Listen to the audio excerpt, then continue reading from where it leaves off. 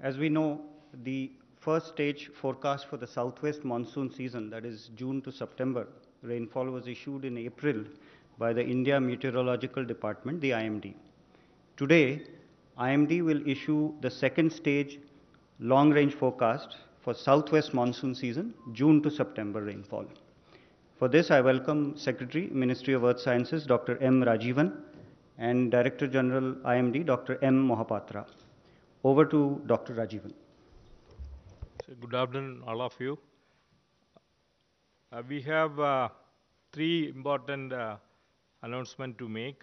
One is the second stage monsoon forecast. As all of you know that we have a two-stage monsoon forecasting system. First forecast is issued sometime in April and around 15th of April. And the second stage, the update forecast and also the forecast for homogeneous regions we issue last week of May or first week of June. So we have another low pressure system is existing now over Arabian Sea. So Dr. Mohapatra DGM will describe the details about the depression which has formed over Arabian Sea. And also the monsoon onset has come over Kerala.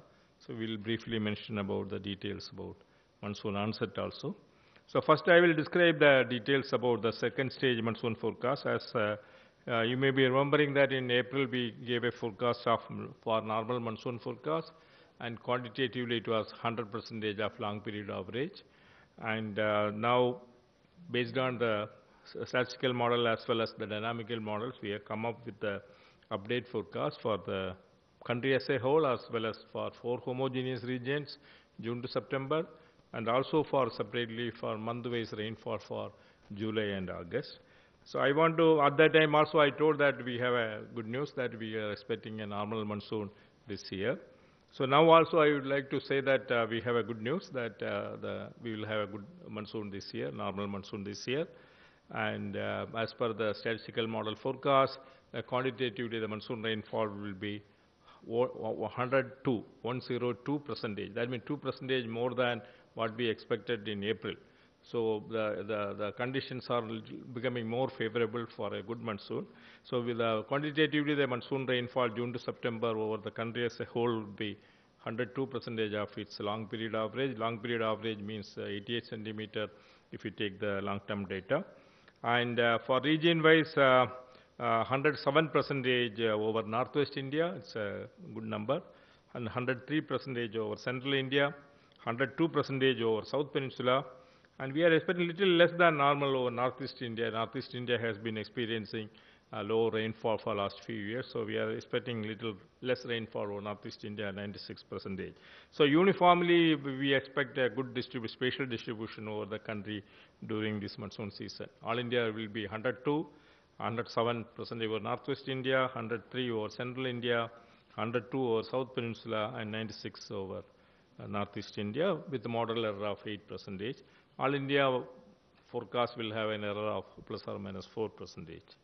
And for July rainfall, we expect 103. So July rainfall is very crucial for agriculture, and so we are expecting good monsoon during July. It's 103% of long period average. And August also good monsoon, but little less than normal. It's about 97% during August, again with a little more larger model error of 9 plus or minus 9%. As all of you know that basically the sea surface temperature conditions over Pacific as well as Indian Ocean are mainly responsible for year-to-year variability in addition to natural variability. And at this time, ENSO neutral conditions are prevailing over the Pacific Ocean. And some models are suggesting, including our own climate model, suggesting a kind of a cold ENSO. That means temperature will be below normal, but not as a La Nina. And but some models are very clearly suggesting a weak La Nina conditions by another, especially in the second part of the monsoon season. La Nina is normally associated with the good monsoon over India, and so we are expecting colder ENSO or La Nina conditions, weak La Nina conditions during the ensuing monsoon season, which should really help Indian monsoon to get India to get good monsoon rainfall over the season during June to September. And probability wise also we would like to mention The probability distribution, as per the probability distribution model, we have probability for normal rainfall is 41. That is the highest probability, 41%. So I will start from division. Division probability is only 5% division forecast. And that means there is very, very less probability for Indian monsoon to be on deficient side, which is very, very good news. Only 5%. Climatological probability is almost 16, so it is much less than the climatological probability of 16%. Below normal it is only 15%, again less than climatological probability. Normal is 41, it's a very high probability for normal monsoon.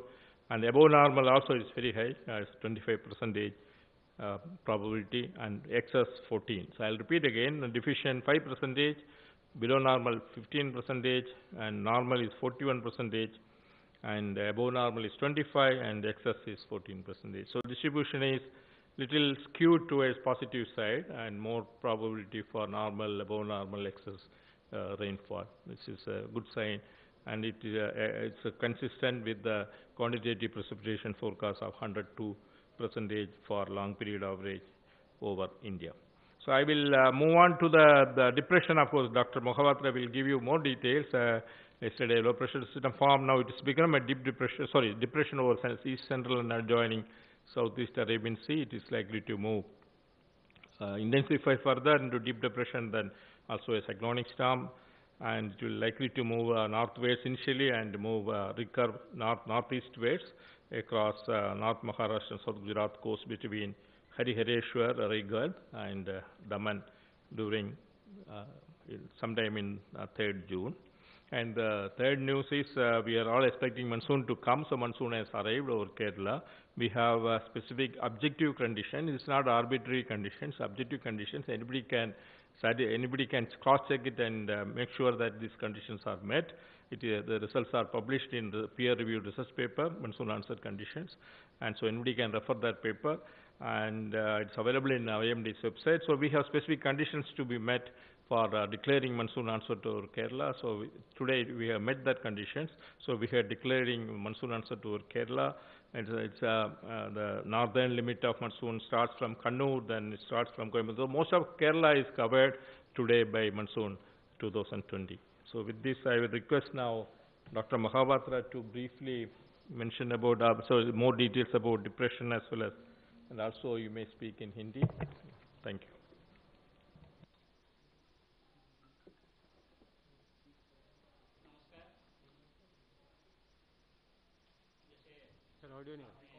Audio sir.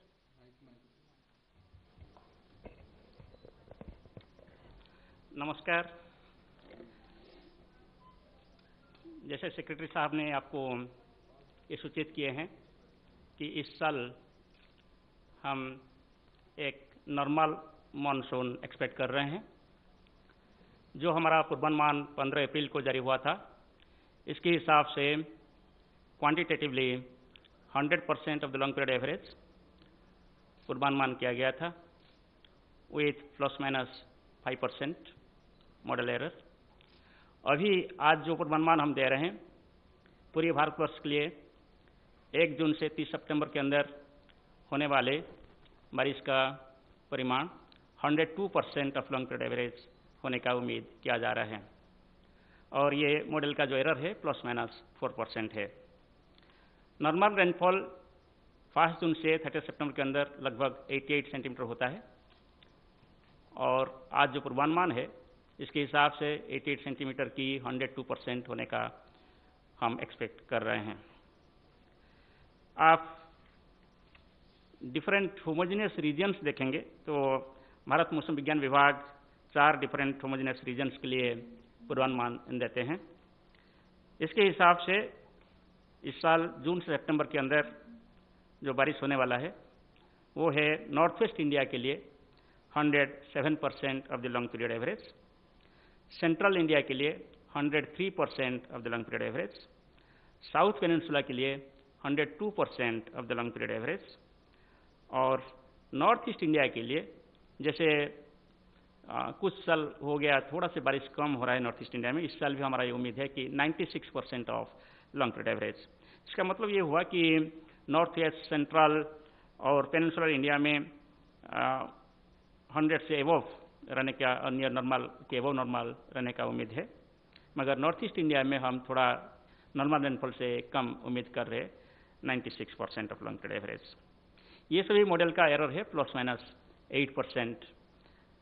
सो इसके साथ साथ हम जुलाई और अगस्त के लिए भी पूर्वानुमान जारी करते हैं।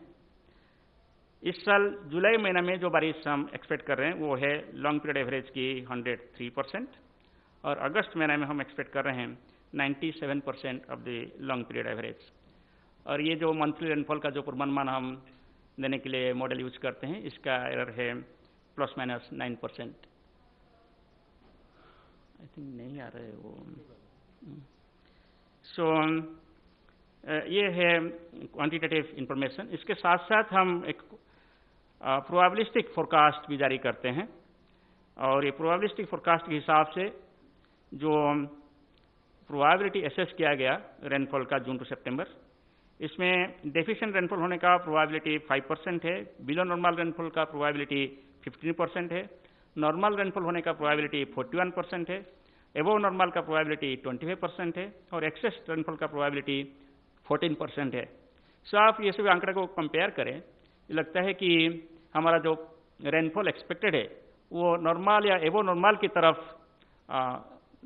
इंडिकेशन आ रहे हैं।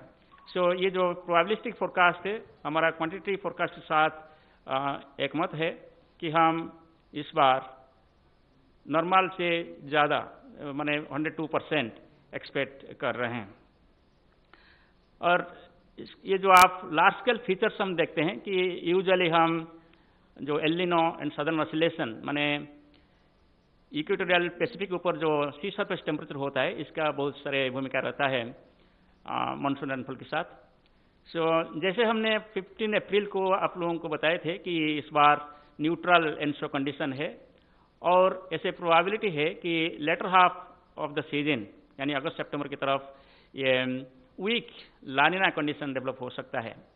एल नीनो कंडीशन मानसून के लिए अच्छा नहीं होता है, मगर लानिना कंडीशन मानसून के लिए अच्छा है।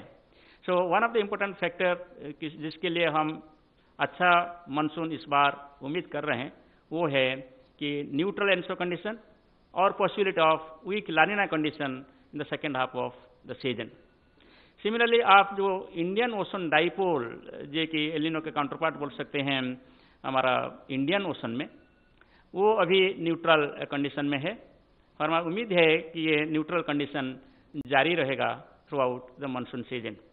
सो ये दोनों लार्ज स्केल फीचर्स को देखते हुए हमारा जो अनुमान है कि रेनफॉल 102% ऑफ एवर नॉर्मल हो सकता है, ±4%। सो ये है अबाउट मानसून। जैसे सेक्रेटरी साहब ने आपको बता रहे थे, आज के दिन में हम और एक प्रेस रिलीज जारी किए हैं, वो है मानसून ऑनसेट ओवर केरला। हम जैसे 4-5 दिन पहले बता रहे थे कि 1 जून से कंडीशंस फेवरेबल होगा, ऐसे ही आज हम देखे हैं कि जितने सारे क्वांटिटेटिव कंडीशंस हम कंसिडर करते हैं मानसून ऑनसेट के लिए, इसके आधार पर आज हम केरला में मानसून का ऑनसेट डिक्लेयर किए हैं। मैं आपको संक्षिप्त में इंफॉर्मेशन देना चाहता हूं कि मानसून जो साउथ वेस्ट विंड का एक आधार है, वो सबसे बड़ा इंपॉर्टेंट फैक्टर होता है मानसून डिक्लेयर करने के लिए। हमारा क्राइटेरिया के हिसाब से साउथ वेस्ट विंड केरला तट पर और जो साउथ अरेबियन सी में स्ट्रांग होना चाहिए, एटलीस्ट 15 to 20 नॉट्स होना चाहिए, और इसका जो वर्टिकल एक्सटेंट है, डेप्थ है, वो एटलीस्ट 4 to 5 किलोमीटर होना चाहिए, जो कि आज ये सेटिस्फाई हो रहा है। तीसरा है कि there should be persistent convection, convective clouds. आपको ये जानकर खुश होंगे कि हमारा कोस्ट में जो रडार सिस्टम है, जैसे त्रिवेंद्रम रडार है, कोची में रडार है, गोवा में रडार है, ये सभी रडार से प्राप्त आप विंड्स देखेंगे, वो सभी में भी साउथ वेस्टर्ली विंड्स प्रिवेल कर रहा है, स्ट्रांग साउथ वेस्टर्ली विंड्स। और इसके साथ साथ जो कन्वेक्टिव क्लाउड्स डिटेक्ट होता है रडार से, और इसके साथ जो सैटेलाइट से, वो भी दिखाता है कि persistent convective clouds over south Arabian Sea, माने साउथ ईस्ट अरेबियन सी और केरला कोस्ट, और इसकी वजह से आप देखेंगे जो पास्ट 2 डेज में जो बारिश हुआ है, लगभग वाइड स्प्रेड रेनफॉल रिकॉर्ड किया गया है केरला में। और कल 8:30 IST तक 70% of the stations reported rainfall more than 2.5 millimetres in Kerala, और जो 14 स्टेशंस को हम कंसिडर करते हैं। और आज more than 80% of the stations reported rainfall of 2.5 millimetre और मोर। सो इसके लिए जो हम क्वांटिटेटिवली 14 स्टेशंस कंसिडर करते हैं केरला और अर्जनिंग एरियाज में, वो इसका स्थिति ऐसा है कि वाइड स्प्रेड रेनफॉल जारी है। और मैं बताना चाहता हूं कि आज केरला में heavy to very heavy rainfall भी रिकॉर्ड किया गया है पास्ट 24 आवर्स के अंदर। जैसे कोझिकोड डिस्ट्रिक्ट्स में कोझिकोड 9 सेंटीमीटर और एक स्टेशन में 15 सेंटीमीटर रिकॉर्ड किए हैं रेनफॉल, और त्रिवेंद्रम भी 6 सेंटीमीटर रेनफॉल रिकॉर्ड किए हैं। और हमारा उम्मीद है कि ये जो शुरुआत हुआ है मानसून का ऑनसेट के साथ अच्छा ही रहेगा, और इस बार मानसून नॉर्मल रहेगी और क्वांटिटेटिवली 102% ऑफ एबव नॉर्मल रहेगी। और एक वेदर सिस्टम ये ऑनसेट फेज में डेवलप हुआ है, जिसको हम मानसून वॉर्टेक्स बोलते हैं। एक साइक्लोनिक सर्कुलेशन जैसे ये डेवलप हुआ, और कल ये एक low pressure area south east and adjoining east central Arabian Sea में केंद्रीभूत था लक्षद्वीप एरिया के आसपास, और आज ये घनीभूत होकर माने इंटेंसिफिकेशन होकर एक डिप्रेशन में परिणत हो गया है। और ये डिप्रेशन लगभग मुंबई से 690 किलोमीटर दूरी पे साउथ साउथ वेस्ट डायरेक्शन पे आज दोपहर को केंद्रीभूत था। और इसके प्रभाव में अभी जो समुंदर है, specially east central Arabian Sea और साउथ ईस्ट अरेबियन सी बहुत अशांत है, sea condition rough to very rough है। और हमारा उम्मीद है कि ये जो डिप्रेशन अभी है, आज शाम तक या रात तक एक डीप डिप्रेशन में परिणत होगा, और कल ये एक साइक्लोन स्टॉर्म में परिणत होगा, और धीरे धीरे ये लगभग उत्तर दिशा में कल तक मूवमेंट जारी रखेगा, और इसके बाद इसका दिशा में परिवर्तन होगा और नॉर्थ ईस्ट दिशा में ये गति करेगा। इसका मतलब यही होता है कि 3 जून को ये महाराष्ट्र और एडजॉइनिंग साउथ गुजरात कोस्ट के पास पहुंचेगा और इसको तट को पार करेगा। हमारा ये उम्मीद है कि 3 जून आफ्टरनून के आसपास शायद ये तट को पार करेगा। सो इसके प्रभाव में अभी जो बारिश अभी हो रहा है, और तेजी से बारिश होगा, सेकेंड से बारिश का परिमाण बढ़ेगा, और 3 को स्पेशली ज़्यादा बारिश होगा। महाराष्ट्र का जो कोस्टल डिस्ट्रिक्ट है और एडजॉइनिंग मध्य महाराष्ट्र का डिस्ट्रिक्ट है, स्पेशली सिंधुदुर्ग से शुरू करके सिंधुदुर्ग, रत्नागिरी, थाने, रायगढ़, मुंबई और पालघर, ये सभी में हम heavy to very heavy rainfall और आइसोलेटेड प्लेसेस में एक्सट्रीमली हेवी रेनफॉल यानी मोर देन 20 सेंटीमीटर हम एक्सपेक्ट कर रहे हैं, स्पेशली 3 जून पे। और इसके साथ साथ अभी समुद्र में जो विंड स्पीड है वो अभी 45 to 55 kmph gusting to 65 kmph चल रहा है डिप्रेशन के साथ। वो धीरे धीरे बढ़ेगा और कल सुबह ये 60 to 70 km/h होने का उम्मीद हो रहा है जब ये साइक्लोन में परिणत होगा। और ये धीरे धीरे बढ़कर हमारा जो उम्मीद है 90 से 105 किलोमीटर प्रति घंटा हो सकता है जब ये तट के पास पार करेगा। यानी ये एक सीवियर साइक्लोन स्टॉर्म के हिसाब से तट के पास आने का हमारा उम्मीद है।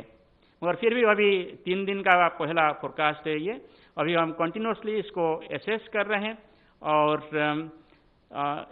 एवरी 3 आवरली और 6 आवरली हम बुलेटिन जारी कर रहे हैं। आप लोगों को हम अपडेट देंगे। मैं ये आप लोगों को सूचित करना चाहता हूं कि सभी सेंट्रल गवर्नमेंट एजेंसीज और स्टेट गवर्नमेंट एजेंसीज जो सभी साइक्लोन मैनेजमेंट के साथ जुड़े हुए हैं सभी को ये इन्फॉर्मेशन जा रहे हैं और सभी भी कोशिश कर रहे हैं सभी स्टेप्स लेने के लिए। और जो फिशरमैन है, मछुआरे हैं, इसको हम स्पेशली एडवाइस दिए हैं और वार्निंग दिए हैं कि समुद्र को 4 तारीख तक न जाए। सो केरला, लक्षद्वीप, कोस्टल कर्नाटक, गोवा, महाराष्ट्र, गुजरात, इस तट के पास जो फिशरमैन है वो सभी अंदर नहीं जाना चाहिए। जो अंदर है सो इमीडिएटली वापस आ जाना चाहिए तट के पास, नहीं तो ये जो डिस्टर्ब एरिया है इसको एवॉइड करें। सो ये जो सिस्टम मानसून के टाइम डेवलप हो रहा है, आपको मैं इसमें सूचना देना चाहता हूं कि मानसूनल सिस्टम में बारिश बहुत ज़्यादा होता है। सो इसलिए जो लो लाइंग एरिया है, जिसमें जो हम heavy rainfall to very heavy rainfall और आइसोलेटेड एक्सट्रीमली हेवी रेनफॉल उम्मीद कर रहे हैं, इसमें इनंडेशन हो सकता है। स्पेशली जो टाउनशिप है कि सिटी एरिया है, वहाँ भी बारिश की वजह से inundation, low lying area inundation हो सकता है। और इसके साथ साथ जो विंड स्पीड है, उसके हिसाब से कुछ स्ट्रक्चरल डैमेज, जैसे पेड़ को, टेलीफोन पोल्स, इलेक्ट्रिक पोल्स को भी डैमेज होने का उम्मीद किया जा रहा है। मगर हम डिटेल डैमेज असेसमेंट अभी जारी नहीं किए हैं। जब ये साइक्लोन अलर्ट इशू करेंगे और इसको वार्निंग में परिवर्तन करेंगे और थोड़ा ज़्यादा कॉन्फिडेंस आएगा कहाँ ये स्पष्ट रूप में तट को पार करेगा, तब हम डिस्ट्रिक्ट वाइज और ज़्यादा स्पेसिफिक इंफॉर्मेशन इसके साथ जारी करेंगे। धन्यवाद। We have time for a few questions. Yes, 59. Sir, Prashant here from the PTI. Hi. Sir, if you look at the monsoon, the cyclone track, it starts from Raigad to Daman. So it's a 260-kilometer patch, and you also have an area which has one of the highest densities in the country. So can we expect or rather the monsoon to hit Mumbai or Thane or neighboring areas, sir?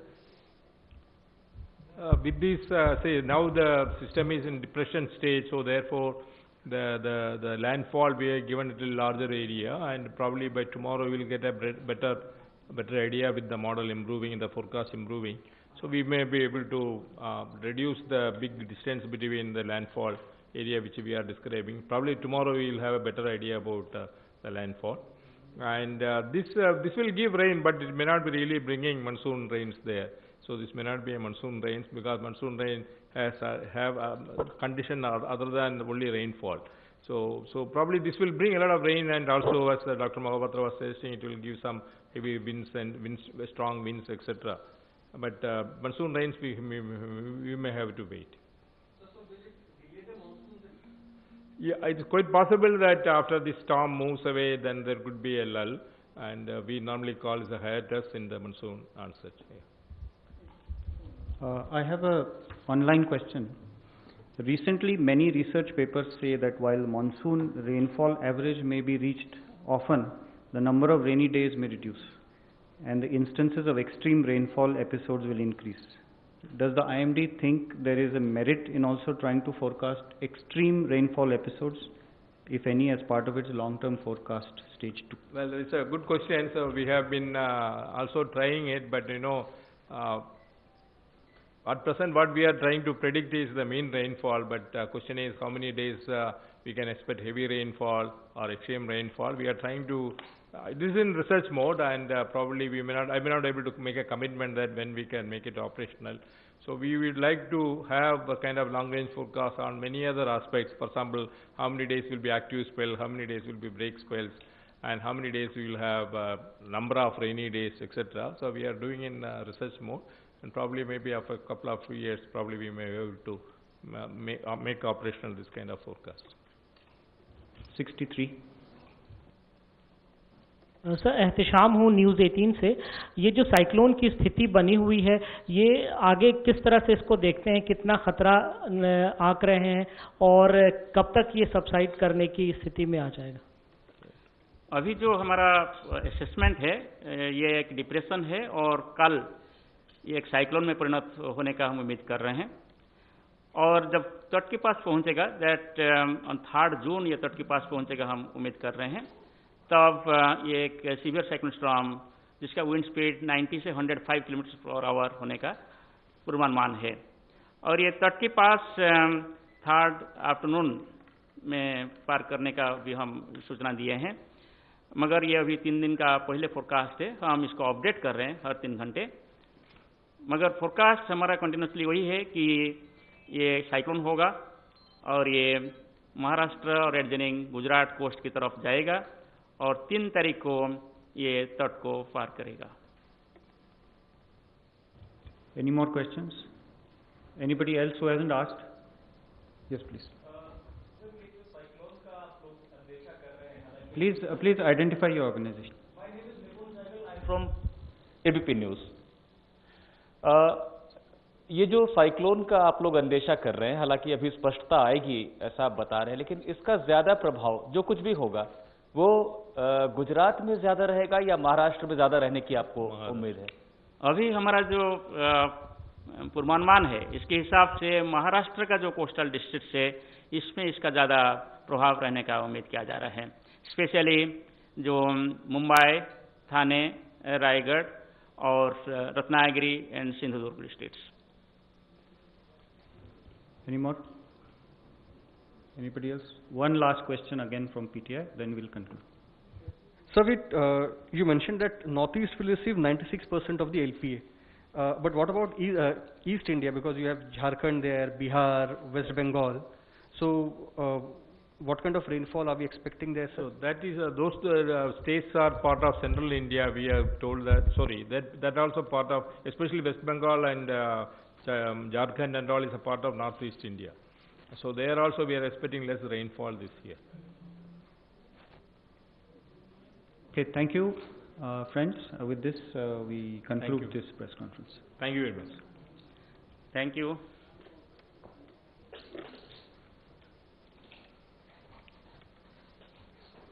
Thank you very much.